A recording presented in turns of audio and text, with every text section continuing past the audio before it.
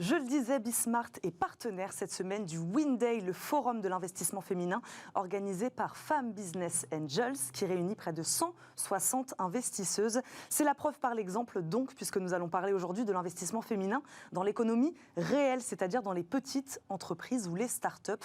Notre invitée est Catherine Malaval, docteure en histoire, dirigeante de Neotopics et membre donc de FBA. Bonjour Catherine. Bonjour Eva. Bienvenue sur notre plateau, sur le plateau de Smart Patrimoine. Nous avons parlé mardi dans cette émission de l'intérêt des femmes pour l'investissement à impact. Aujourd'hui, on parle avec vous de leur intérêt pour l'investissement concret, celui de l'économie réelle, c'est ce que je disais. Mais on a, il faut le dire, peu de chiffres sur lesquels s'appuyer. Je demande donc là à l'historienne aussi, peut-être, que vous êtes. Comment expliquez-vous ce manque de données sur le lien donc entre les femmes et l'investissement ? Alors effectivement, pour construire le livre blanc qu'on va diffuser lundi au ministère de l'économie, on a réuni un certain nombre d'enquêtes. Il y a de plus en plus d'enquêtes qui ont été menées depuis 2020, principalement par des banques et des institutions financières, ce qui est assez compréhensible d'ailleurs, puisque finalement, il est tout à fait dans leur intérêt de bien comprendre la façon dont la moitié de leur clientèle souhaite investir. Mais là, on va parler plutôt d'investissement, des placements financiers, d'investissement immobilier, etc. Et en revanche, quand on commence à s'intéresser à l'économie réelle, quelle est la part de l'investissement, effectivement, on manque considérablement de données, c'est-à-dire qu'il y a un certain nombre de questions auxquelles je ne pourrais pas vous répondre. Quelle est la part du patrimoine des femmes et d'ailleurs aussi du patrimoine des hommes? On ne la connaît pas. Pourquoi? Parce que jusqu'à présent, en fait, l'État a souvent considéré le patrimoine comme étant un foyer fiscal et de fait un couple. On n'a pas de données non plus sur la part des femmes dans le capital des entreprises, c'est-à-dire aussi bien à des phases émergentes qu'à des phases de développement, série A, etc. Donc on ne le connaît pas, quelle est leur place en fait. Et si même on voulait aller à une échelle plus fine en termes de génération, de secteur d'activité, de région, eh bien, on ne le sait pas. On a posé la question à de nombreux acteurs institutionnels. Alors, en revanche, on a beaucoup de statistiques sur l'entrepreneuriat des femmes. Il y a une note très intéressante d'Infogreffe qui a été publiée, qui fait un état des lieux de l'entrepreneuriat des femmes dans les créations d'entreprises. La Banque de France aussi a publié une note avec quelques chiffres. Mais là, on parle d'entrepreneuriat et non pas d'investisseuses. Plus facile en effet de calculer ce nombre de femmes qui créent des entreprises chaque année en France. On va parler, puisque c'est le sujet donc, d'investissement dans l'économie réelle. Pourquoi, selon vous, c'est une forme d'investissement qui intéresse particulièrement les femmes ou qui pourrait particulièrement intéresser les femmes ? Alors, d'une part, parce que c'est concret et qu'on voit dans les différentes enquêtes que j'évoquais, qu'un des premiers critères qui est parfois évoqué, c'est que finalement, manque de culture financière, peut-être impréhension à l'égard d'un certain nombre de produits. Alors, on peut considérer ça, mais en réalité, d'autres études montrent que la culture financière des hommes n'est pas non plus plus importante, mais qu'en revanche, ils vont surestimer leur culture financière. Donc, c'est un premier élément, c'est qu'au moins là, c'est concret, c'est du réel, c'est une entreprise, des fondateurs, des fondatrices qui ont un projet d'avenir pour la société. Et donc, c'est par définition, c'est un actif tangible. Et c'est ce qui pourrait potentiellement séduire les femmes. Et on voit aussi que les femmes sont intéressées par des investissements qui vont avoir du sens, qui vont les amener à jouer un rôle peut-être dans la société. Et c'est vraiment le propre d'un investissement. C'est peut-être le point commun qu'on peut faire avec les raisons pour lesquelles elles investissent, je le disais, dans les placements responsables. C'est donner du sens, ça peut être peut-être un point commun entre ces deux thématiques. C'est quitte à investir, autant que ça ait du sens et que ça puisse être finalement un levier, parce que c'est finalement quand vous donnez une part de vos revenus, parce que c'est ça, ça reste un risque, vous avez le pouvoir d'agir. Et c'est ce pouvoir d'agir qu'il faut considérer et qui permet aux femmes d'investir. De quelle manière cet investissement dépasse-t-il largement l'aspect financier? Car il s'agit aussi, là on va en parler évidemment, de conseils, d'accompagnement. Quand on investit dans une entreprise, on n'investit pas seulement des deniers. Alors effectivement, il y a souvent des débats encore récemment sur les petits actionnaires, ce qu'on peut être au début quand finalement on commence à investir dans des entreprises émergentes. Mais il faut bien considérer que d'une part c'est un risque qu'on prend, parce qu'on peut le perdre. Et puis, d'autre part, il ne s'agit pas d'investir et puis d'attendre que les choses se passent pour potentiellement avoir un retour sur investissement. Justement, l'économie réelle permet parfois de contribuer et d'agir sur la société. Avec quelle somme on peut commencer à investir sur ce type-là d'investissement quand on investit dans une entreprise ? Alors, on le voit aujourd'hui sur des plateformes d'investissement qui sont notamment les plateformes à impact.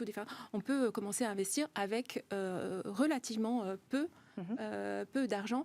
Je dirais que l'essentiel, c'est de commencer. Là aussi, parce qu'il y a des études qui montrent que à partir du moment où vous commencez, vous apprenez en marchant et la confiance vient. Alors, c'est pas grave si vous avez peut-être perdu, pas gagné, etc. Mais au moins, vous avez compris comment les choses se passent et on a enlevé toute la dimension un peu mythique de l'investissement financier. Vous parliez tout à l'heure de risque. Est-ce qu'on peut parler ici d'investissement à risque, voilà, en comparaison avec d'autres placements financiers quand on investit dans une entreprise ? Je crois que le sujet aujourd'hui, c'est pas tellement de comparer. Le fait est que ce sont des entreprises émergentes, qui comptent sur ces investisseurs. En France, on parle de business angel, on a choisi le mot français, mais j'aime beaucoup le mot québécois qui sont en fait, on est des investisseurs providentiels. Ouais. Et je reviens tout à l'heure quand je disais que finalement ça donne aussi le pouvoir d'agir sur la société et d'agir avec sens. C'est que étant des investisseurs providentiels, à un moment où des jeunes entreprises cherchent ouvrent leur capital ou lèvent des fonds, eh bien, ces fonds, ils sont faits pour innover, pour se développer, pour commercer, pour aller créer de nouvelles activités.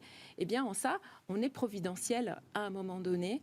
Et c'est là que je trouve que l'investissement financier et celui des femmes est particulièrement à une raison d'être extrêmement fondamentale. Comment on passe de chef d'entreprise à investisseur ? Peut-être qu'on peut parler de votre exemple personnel. Comment ça s'est passé ?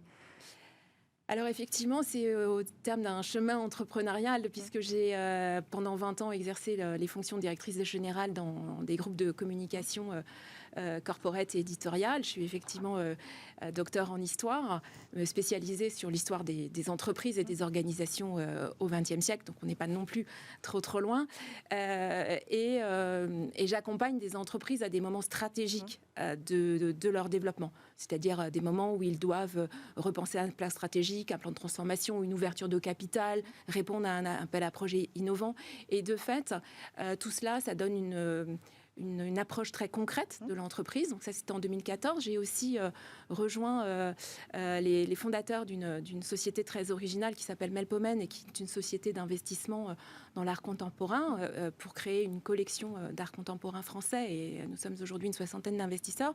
Et c'est par ce biais-là, en fait, très concret, que j'ai souhaité finalement allouer une partie de mes revenus et les remettre dans l'économie réelle. Selon vous, les deux sont liés ? Voilà, elle était là aussi ma question. Pourquoi et comment ces deux aspects sont liés entre l'investissement et la création d'entreprises ? Voilà. Est-ce que augmenter le nombre d'investisseurs, il peut, in fine, augmenter le nombre de femmes qui, derrière, créeront des entreprises ? Voilà. Est-ce que c'est comme ça que vous voyez ça ? Oui, on peut parler vraiment d'un cercle vertueux, parce que c'est vrai que les femmes ont tendance à peut-être plus être intéressées par des sociétés qui sont créées par des femmes ou des entreprises mixtes.